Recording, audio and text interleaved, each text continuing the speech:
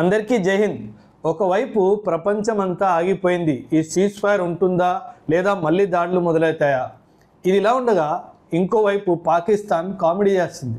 Comedy ఏంటంటే Shahbaz Sharif and Asim Munir ఈ యొక్క సీజ్ ఫైర్ సాధ్యమైంది మా వల్లే అని చెప్పి మాకు నోబెల్ పీస్ ప్రైజ్ ఇవ్వాలి అని చెప్పి కోరుకుంటున్నారు.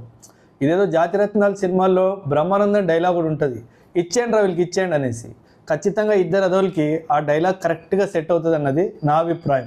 మీ అభిప్రాయం కూడా కమెంట్స్లో ఖచ్చితంగా చెప్పండి. నిజానికి వచ్చేస్తే నిజం ఖచ్చితంగా వేరు. వైట్ హౌస్ నుంచి ఒక డ్రాఫ్ట్ మెసేజ్ పాకిస్తాన్ ప్రైమ్ మినిస్టర్కి పంపించారు. ఏమని చెప్పి, ఒరేయ్ వదవా నువ్వు ఎక్స్లో ఈ ట్వీట్ పెట్టరా అని చెప్పి. వదవా అని చెప్పారు కదా, అది కరెక్ట్గా పాకిస్తాన్కి సెట్ అవుతుంది. ఎందుకంటే వాడు ఆ డ్రాఫ్ట్ మెసేజ్ అన్న లైన్ కూడా డిలీట్ చేయకుండా draft message for Pakistan prime minister పెట్టారు కదా, ఆ మెసేజ్తో పాటు మెసేజ్ కూడా అప్లోడ్ చేశాడు ట్వీట్లో.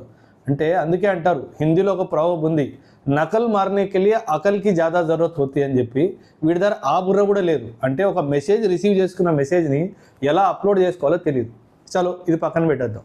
రెండో విషయానికి వచ్చేస్తే ట్రంప్ స్వయంగా చెప్పాడు, ఈ యొక్క సీజ్ ఫైర్ చైనా వల్ల జరిగింది, పాకిస్తాన్ వల్ల జరగలేదు. పాకిస్తాన్ ప్రయత్నం చేసింది, అయినా సరే ఇరాన్ ఒప్పుకోలేదు. ఇరాన్ ఒప్పుకోవట్లేదని చెప్పి మీకు గుర్తుంటే కనుక మార్చిలో లాస్ట్ వీక్లో ఇషాక్ దార్ పాకిస్తాన్ ఫారిన్ మినిస్టర్ చైనాకు వెళ్ళడం కూడా జరిగింది.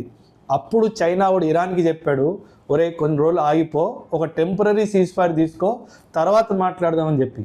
అంటే చాలా స్పష్టంగా అర్థమైపోతుంది ఏంటంటే చైనా చెప్పినందుకు ఇరాన్ ఆగాడు తప్పితే అస్సలు పాకిస్తాన్కి దీంట్లో ఎటువంటి భాగస్వామ్యం లేదు.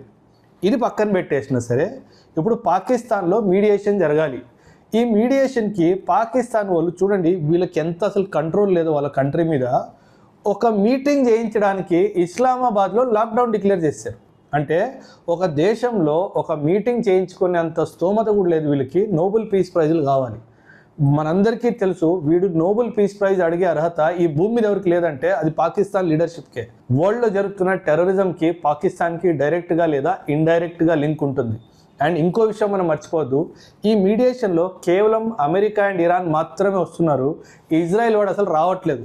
ఎందుకంటే ఇజ్రాయెల్ వాడు పాకిస్తాన్ భూమి మీద అడుగుపెట్టిన రోజు అది పాకిస్తాన్కి చివరాఖరి రోజు అయిపోతుంది అన్న క్లారిటీ పాకిస్తాన్కి ఉంది కాబట్టి. సో ఇదండి నిజం. పాకిస్తాను ఎంత అరుచుకున్నా ఏం చేసినా ఈ మీడియేషన్లో తన రోలు చాలా లిమిటెడ్ అని తేలిపోయింది.